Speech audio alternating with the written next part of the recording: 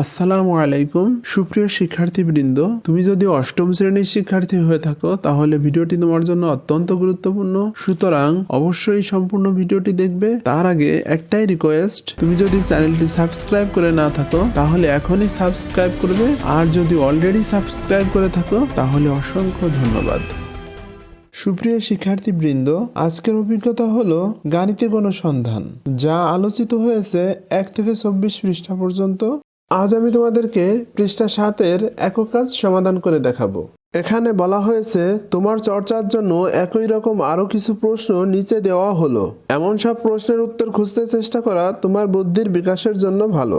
উপরের পর্যবেক্ষণটির পদ্ধতিতেই নিচের পরীক্ষাগুলো সম্পাদন করে দেখো। প্রথম প্রশ্নে বলা হয়েছে সংখ্যাগুলো ছোট থেকে বড় ক্রমে না সাজিয়ে যদি বড় থেকে ছোট ক্রমে সাজাই তাহলে ফলাফল কি আসে।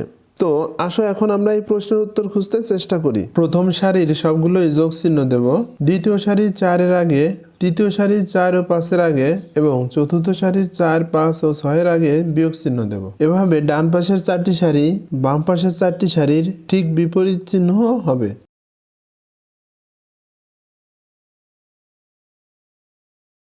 ফলাফলগুলোকে বড় থেকে ছোট ক্রমে সাজিয়ে আমরা একই ফলাফল পাই।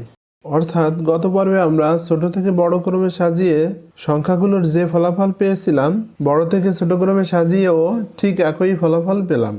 দ্বিতীয় প্রশ্নটি হলো 4টির বদলে যদি 3টি ক্রমিক সংখ্যা নাও তাহলে কি ফলাফল আসে। তো আমি 4টির বদলে 3টি ক্রমিক সংখ্যা 5, 6, 7 নিলাম। প্রথম সারিতে সবগুলোই যোগ চিহ্ন দিলাম, দ্বিতীয় সারিতে 7-এর আগে বিয়োগ চিহ্ন, তৃতীয় সারিতে 7 এবং 6-এর আগে বিয়োগ চিহ্ন, আর চতুর্থ সারিতে সবগুলোই বিয়োগ চিহ্ন নিলাম।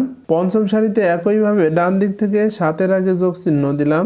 এভাবে বাকি সারিগুলোতে যোগ এবং বিয়োগ চিহ্ন দিয়ে ফলাফল বের করলাম। ফলাফলগুলোকে সাজিয়ে পাই বিয়োগ 18, বিয়োগ 8, এভাবে ছোট থেকে বড় সাজালাম। তৃতীয় প্রশ্নটি হলো 4টির বেশি ক্রমিক সংখ্যা নিয়ে কাজ করে দেখো ফলাফল কি আসে।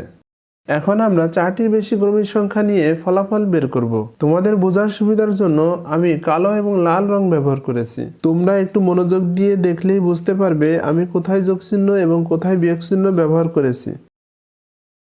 প্রথম 16টিতে যে চিহ্ন ব্যবহার করা হয়েছে পরের 16টিতে ঠিক তার বিপরীত চিহ্ন ব্যবহার করতে হবে। এখানে 2 টু দি পাওয়ার 5 অর্থাৎ 32 ভাবে যোগ এবং বিয়োগ চিহ্ন ব্যবহার করা যাবে।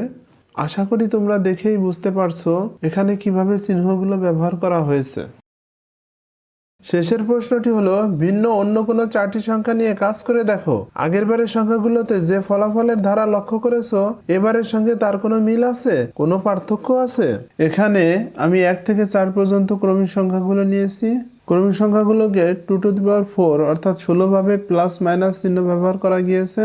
এখানে আমি 16টি ফলাফল পেয়েছি। ফলাফলগুলোকে ছোট থেকে বড় ক্রমে নিম্নরূপভাবে সাজাই।